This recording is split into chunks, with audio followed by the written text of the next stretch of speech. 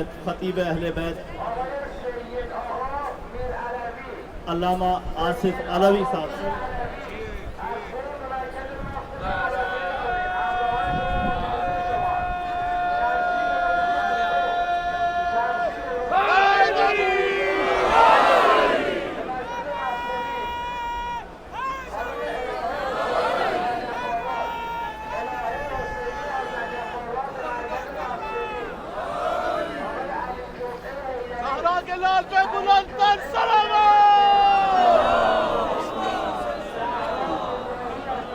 بسم اللہ الرحمن الرحیم الحمد للہ الذی جعلنا من المتمسکین بولایت امیر المؤمنین اللہم ایاک نعبد و ایاک نستعین الصلاة والسلام بتحیت والاکرام علی اشرف الانبیاء والمرسلین واولادہ الطیبین الطاہرین المعصومین ثم الصلاة والسلام علی الصدیقۃ المبارکہ الرازیۃ المرضیہ عالمۃ غیر معلمہ السیدہ فاطمۃ الزہراء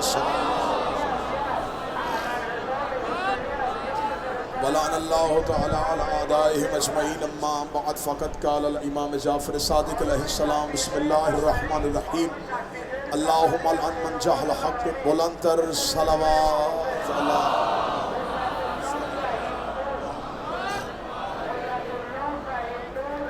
زائرین گرامی قدر عزاداران حضرت امام حسین علیہ السلام، اس وقت ہم موجود ہیں بین الجنتین میں۔ اگر آپ متوجہ ہوں تو میں جملہ کروں، بسم اللہ۔ اس وقت ہم موجود ہیں کعبہ قوسین اور سدرۃ المنتہا کے درمیان۔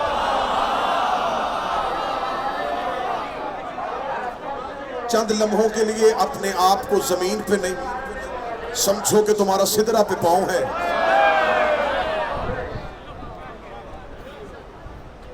ذرا چند لمحوں کے لیے اپنی روحوں کو اپنے بدنوں کے پنجروں سے نکالنا۔ میں دو شہنشاہوں کے روبرو نہ فضیلت پڑھ سکتا ہوں بلکہ اپنی معرفت کے لیے کشکول پھیلانے لگا ہوں۔ جو عطا کریں گے وہ آپ کے سامنے پڑھوں۔ جو جوف کعبہ پہ نازل ہو اسے علی کہتے ہیں، جو قلب بطول پہ نازل ہو اسے عباس کہتے ہیں۔ جو بول سکے وہ ہاتھ اٹھائے۔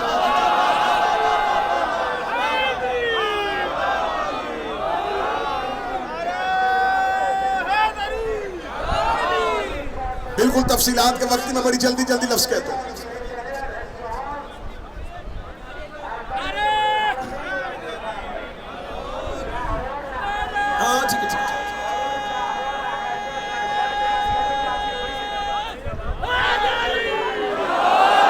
نہ میں عزت عباس پڑھ سکتا ہوں، نہ میں حقیقت عباس پڑھ سکتا ہوں۔ فضیلت عباس پڑھنے کے لیے لہجے کا حسین ہونا ضروری ہے۔ لہجہ حسین ہو، لفظ قرآن ہو تو پھر کوئی عباس پڑھے۔ میں نے پہلا جملہ کہہ دیا، جو جوف کعبہ پہ نازل ہو اسے علی کہتے ہیں، جو قلب بطول پہ نازل ہو اسے عباس کہتے ہیں۔ عباس حسین کے سامنے ایسے ہی چپ رہا جیسے علی کے سامنے قرآن چپ رہا تھا۔ بادشاہ حسین ہاتھوں کو سلامت رکھے۔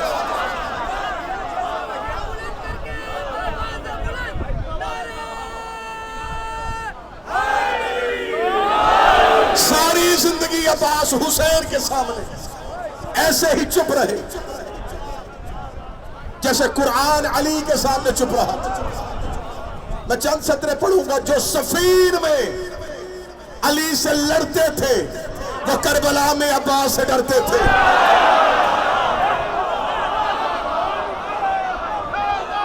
جو صفین میں علی سے لڑتے تھے، بسم اللہ علیہ وسلم،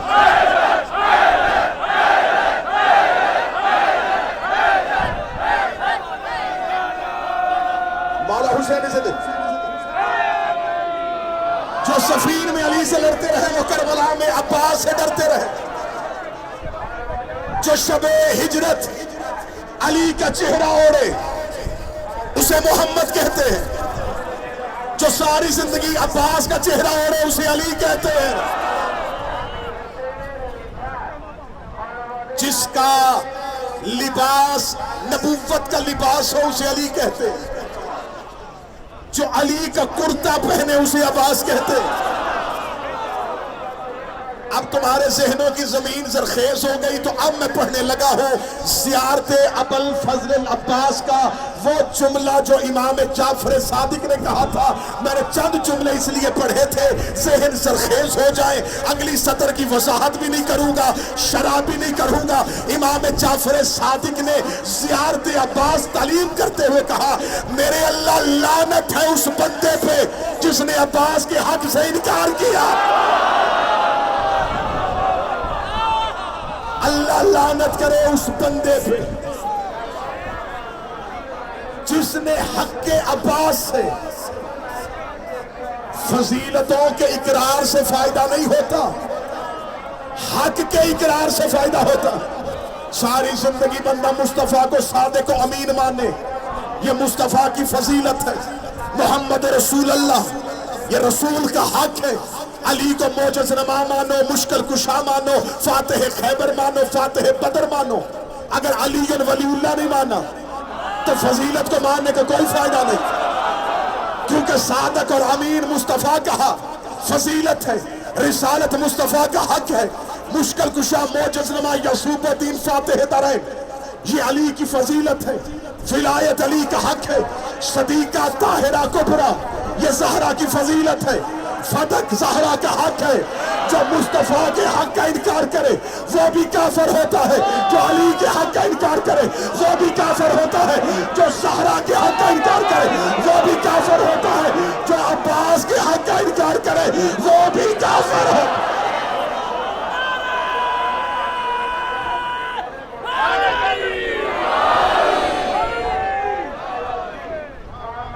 مجبوریوں میں جکڑا ہوا عباس نہیں،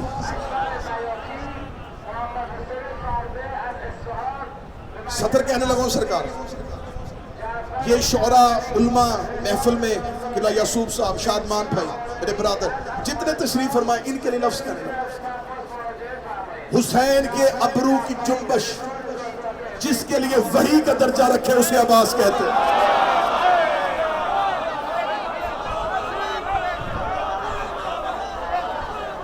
عباس کی خاموشی میں ہے عباس کی شجاعت۔ شب عاشور عباس کربلا کے ٹیلے پہ آئے، یوں دائیں سے بائیں 9 لاکھ کیڑوں کو دیکھا۔ جو 2 بادشاہوں کے درمیان بیٹھ کے بھی فضیلت نہ سنے، زبانیں گونگی ہو جاتی ہیں جو ان کے فضائل میں نہ بولے، ہاتھوں پہ فالج ہو جاتا ہے جو علی کے فضائل میں نہ اٹھے۔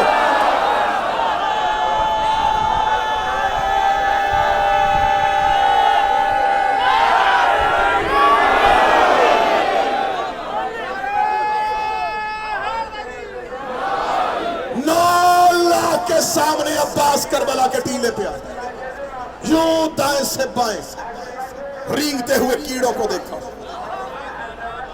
سرکار ابوالفضل العباس نے 9 لاکھ کے سامنے کہا اگر حسین کا کرم میرے رستے میں رکاوٹ نہ ہوتا۔ نہ میں نے سطر روکی ہوئی ہے تمہارے باب شعور کے باہر، اذن دخول ملے تو حاضر ہوگی۔ حضرت ابوالفضل العباس نے 9 لاکھ کے سامنے شب عاشور کہا۔ شب عاشور یہ چاہتے تھے کہ ہم خیام حسینی پہ حملہ کریں، یہ پروگرام بنا رہے تھے حسین کے خیام پہ حملہ کرنے کا۔ عباس اکیلے گھوڑے پہ بیٹھ کے نکلے، 9 لاکھ کے سامنے کہا اگر اس کا کرم میرے رستے میں رکاوٹ نہ ہوتا، تمہیں قتل کرنے کے لیے مجھے صرف جنازے کی نیت کی ضرورت ہے۔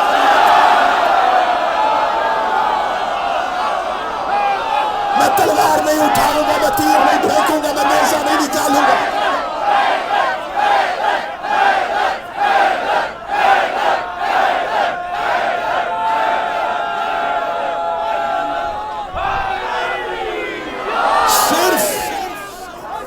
صرف میں لبوں کو جنبش دوں،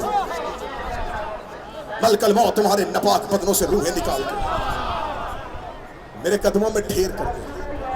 فرمایا اس کے کرم کی وجہ سے میں تمہیں 1 رات کی مہلت اور دیتا ہوں۔ عباس نے کہا میں تمہیں 1 رات کی مہلت دیتا ہوں۔ حضرت ابوالفضل عباس بول رہے 9 لاکھ کے سامنے شب عاشور ہے. حضرت عباس نے کہا تم کیا سمجھتے ہو تم خیام حسینی پہ حملہ کرو گے؟ چلتے ہوئے گھوڑے سے عباس نے اپنے نیزے کو نکالا, یوں خط کھینچا, فرمایا خیام بہت دور ہے, جرت ہے تو خط کو پار کرو.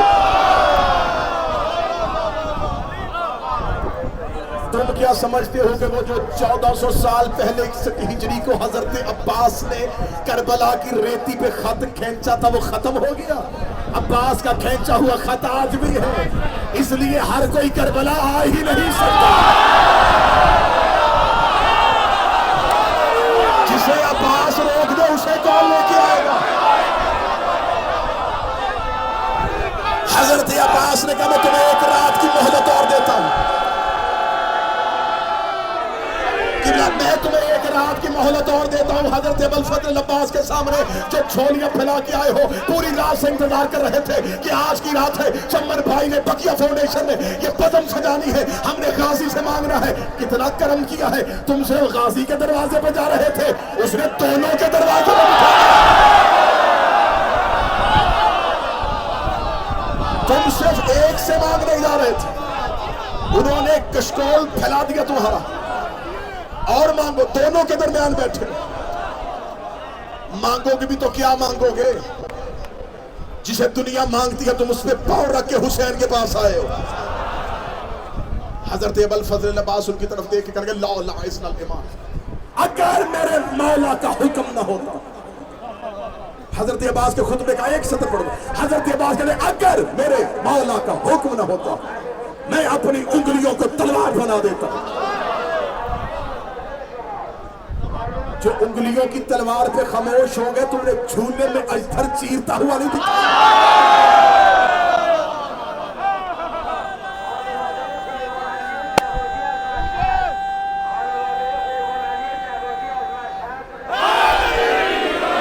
اگر میرے مولا کا حکم میں انگلیوں کا تلوار بنا. بس سماعت سپاہی کو لڑنے کے لیے صرف تلوار نہیں چاہیے ہوتی, ڈھال بھی چاہیے ہوتی. عباس کہتے ہیں میں انگلیوں کو تلوار بنا دیتا, آسمان کو کھینچ کے ڈھال بنا دیتا اگر میرے مولا کا حکم نہ ہو. حضرت عباس کہتے ہیں تم لڑنا چاہتے ہو عباس سے؟ 9 لاکھ گھوڑے چل رہے تھے عباس کی جانب. عباس نے اشل کی پیشانی پہ ہاتھ پھیرا. میں کہہ رہا ہوں کہاں پڑے حضرت عباس, ابھی اشل نہیں پڑھا گیا. اب میں صرف صدر کہوں گا, میں 2 بادشاہوں کے درمیان میں صدر کھولوں گا نہیں.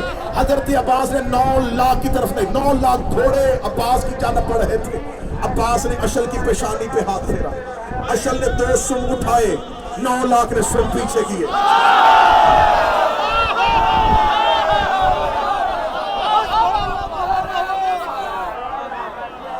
اشل کے اٹھتے ہوئے قدم تھے, 9 لاکھ کے جاتے ہوئے قدم تھے. ابھی تک تو اس کے گھر کے جانوروں کی فضیلتیں نہیں پڑی. سطر واپس کو روچی کر کے, اس گھر کے نظر آنے والے جانوروں کی, ورنہ 9 لاکھ میں انسان نما حیوان تھے اور ایک مرتجز نامی انسان بھی تھا.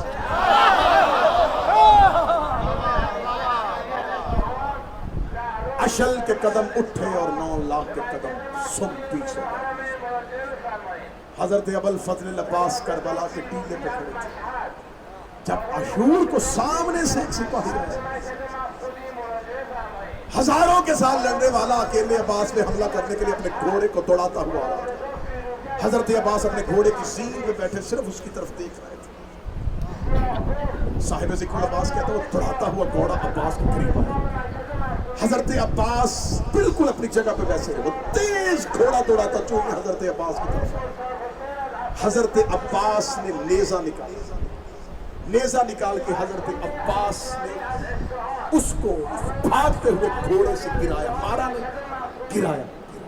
گراتے ہی عباس اشل سے فوراً اس کے گھوڑے کی زین پہ آئی. اشل کو چھوڑ دیا, اس کے گھوڑے کی زین پہ آئی. یوں اس کے گھوڑے کی لجام کو کھینچا. اس کے گھوڑے نے اپنی پیشانی جھکا لی. قاتل ٹیلے پہ دیکھ رہے تھے. اس کا سامنے گیا تھا بہت بڑا جری اور پہلوان. عباس نے مارا بھی نہیں، قبضے میں تھا، صرف گرا کے اس سے گھوڑا واپس لے لیا۔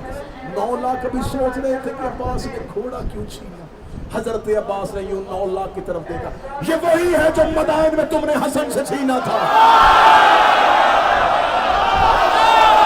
اس گھوڑے کا نام تاویہ ہے، اور عباس ان کے غاصبوں کو برداشت نہیں کرتا۔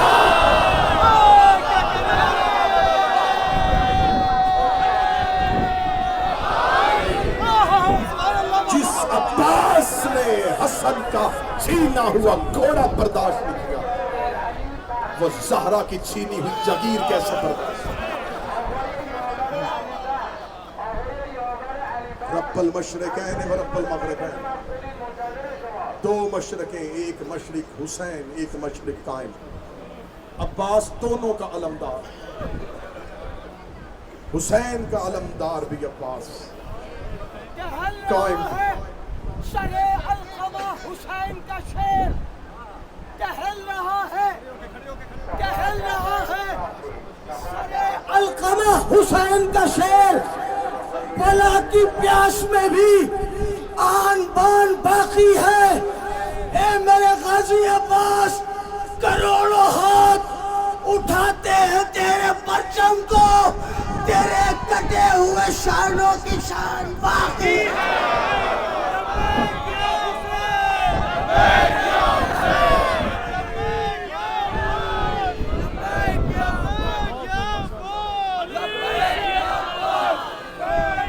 سیدہ تمہارا پرسہ قبول، میرے بھائی چمن کی محنت، محسن شاہ کی محنت، ان تمام ان کی پوری رشقہ کار، یہ علماء کرام، میرے برادر، اللہ مرزا اطہر صاحب کے درجات میں اضافہ فرمائے، بر صغیر عظیم نام کے فضل مرزا یسوع، بھائی شادمان نقوی صاحب، یہ تمام علماء، آپ جتنے بھی میری مائیں بہنیں بیٹیاں، عزادار ماتمی، 2 حرموں کے درمیان بیٹھے منتظمین کی کوشش مجلس میں تخریب نہ کریں، کیونکہ زیادہ دیر بیٹھنے سے مومن تھک نہ جائے۔ تم 2 بادشاہوں کے سائے میں بیٹھے ہو، شام میں غریبوں جلے ہوئے خیموں کی رات، چند شہزادی اپنے یتیم بچے اور بچیوں کو لے علی کی بیٹی عالیہ سے پوچھ رہے تھے، زینب آج عباس نہیں ہے، آج پہرا کون ہے؟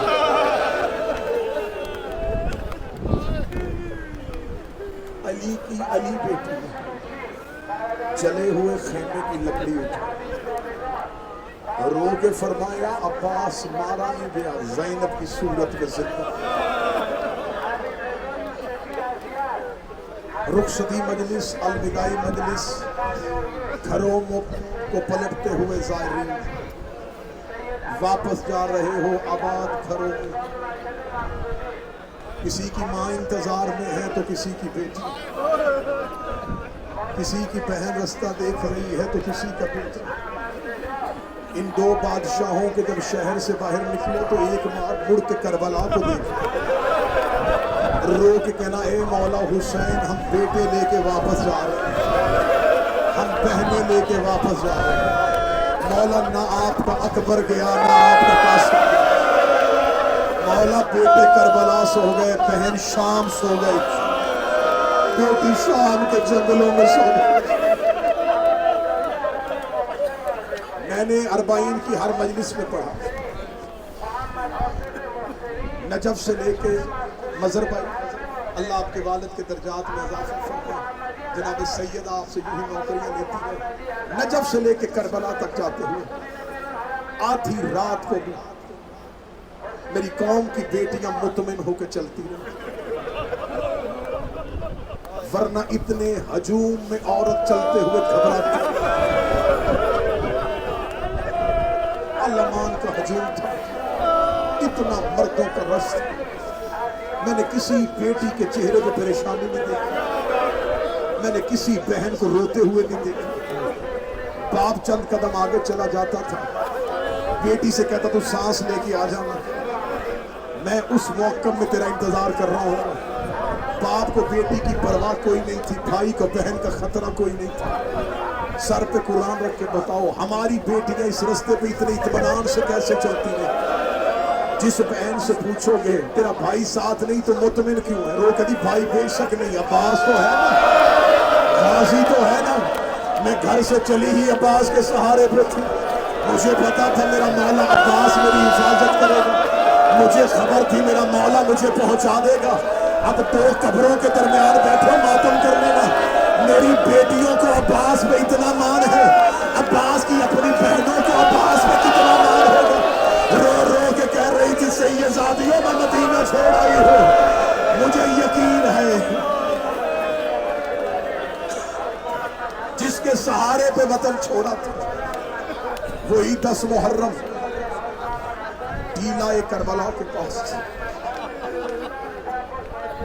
हुसैन से कह रहे थे मौला मुझे लड़ने की इजाजत।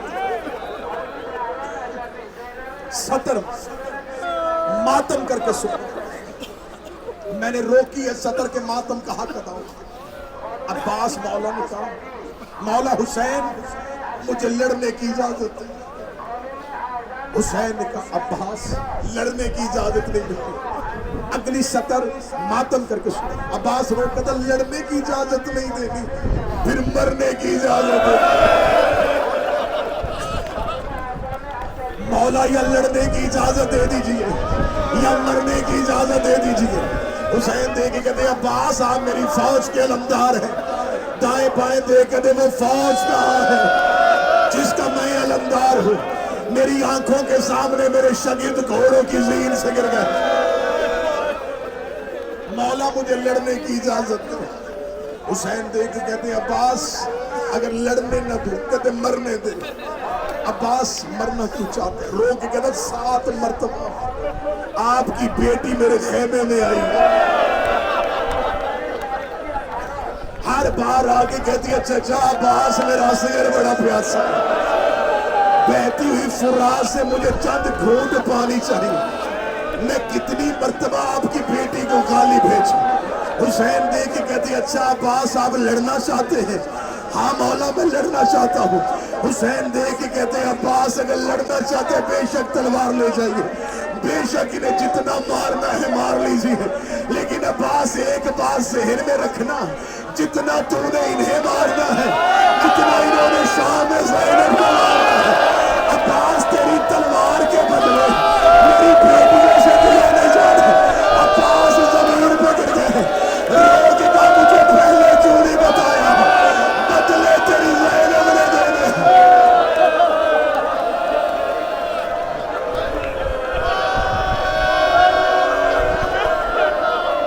मातम करते हुए जुमले सुनते जाना। यही वजह थी कि हर जख्मी जख्म खाने के बाद या हुसैन के पास आता था या मौला हुसैन को बुलाता था। अब्बास जख्मी हो गए, न खेमे में आए न हुसैन को बुलाया, बार बार घोड़ा वापस करते, कातलों के हजूम में खुद ही चले जाते। देखकर जितना मारना है मुझे मारना, मेरे बाद हुसैन को कुछ न कहना, फातिमा के बेटे को न मारना, वो अली का लाडला बेटा।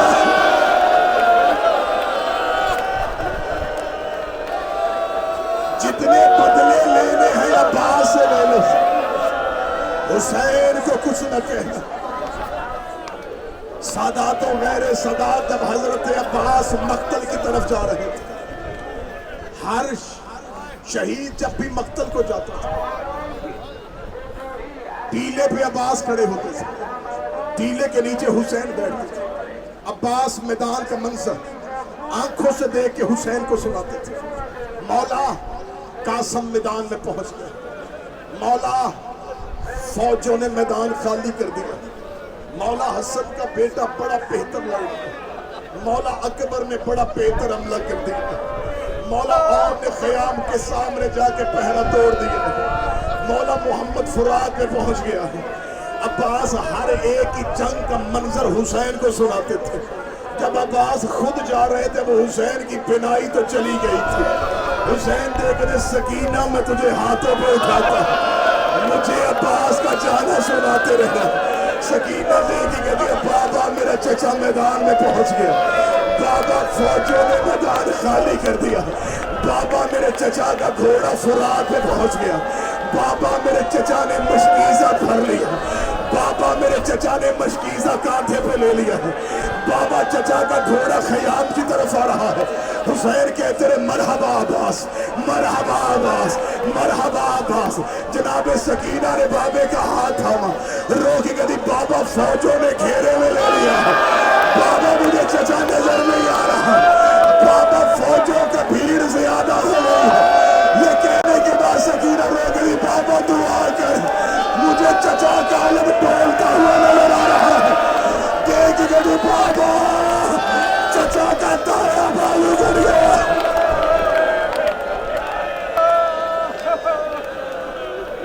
بابا چچا کا بایاں بازو کٹ گیا. ماتم کرتے گریے میں مجلس جائے گی. یہاں سے خشک آنکھ لے کے کوئی نہ اٹھنا. دو قبروں کے درمیان بیٹھے. اللہ جانے کہاں سے گزر گئی ہو گئی فاطمہ بال کھول کے. یہیں پہ رو رہی ہوگی علی کی بیٹیاں. تیری خشک آنکھ دیکھ کے زہرا یہ نہ کہہ دے تو نے گھوڑے سے اترتا جو نہیں دیکھا تھا. تجھے خبر تو نہیں کہ امت نے کیسے گرایا تھا. میں ہاتھ باندھ کے دو قبروں کے درمیان معافی مانگ کے دونوں کی قسم کھا کے جملہ پڑھنے لگا ہوں. اے بر صغیر پاک و ہند والو, ہم منبر پہ ڈرتے ہوئے سناتے ہیں کہ انہوں نے عباس کے بازو کاٹے تھے. مجھے قبر عباس کی قسم ہے مقتل کے دنوں نے عباس کے پاؤں بھی کاٹ دیے تھے. انہوں نے عباس کے بازو بھی کاٹ دیے تھے. حسین کے پہنچنے سے پہلے عباس کی لاش ٹکڑوں میں تقسیم.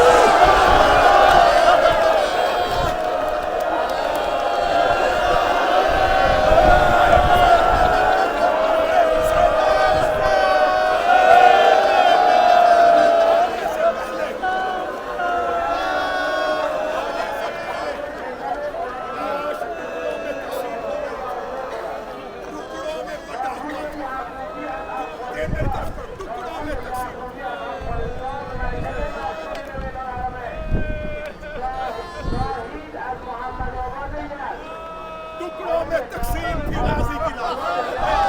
محتاج نہیں ہے یہ دونوں کسی چیز کی. میں اشارے کرتا جاؤں گا تم روتے آنا. حسین نے صرف قاسم کی لاش نہیں اٹھائی. حسین کربلا کے مقتل میں دوڑے, کہیں سے بازو اٹھاتا, کہیں سے سر اٹھاتا.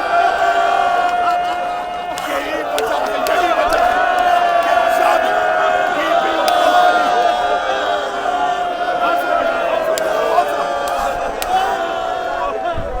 یہی وجہ ہے, آخری صدر پڑھوں,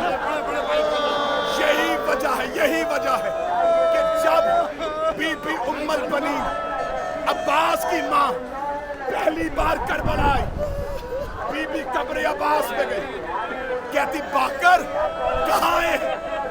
اماں عباس کی قبر پہ. رو کہتی نہیں جانا, حسین کی قبر پہ لے کے جاؤ, میں حسین کی ماں. مولا حسین کی واضح اماں ام البنین پہلے عباس کی قبر پہ جائیے. بی بی کی آنکھوں کی بینائی نہیں تھی. اب اشارہ کروں گا اسی طرح. باقر نے ہاتھ تھاما, عباس کی ماں قبر عباس پہ آئی, آ کے بیٹھ گئی, قبر عباس پہ ہاتھ مارے. رو کے دی باقر یہ تو اصغر کی قبر ہے.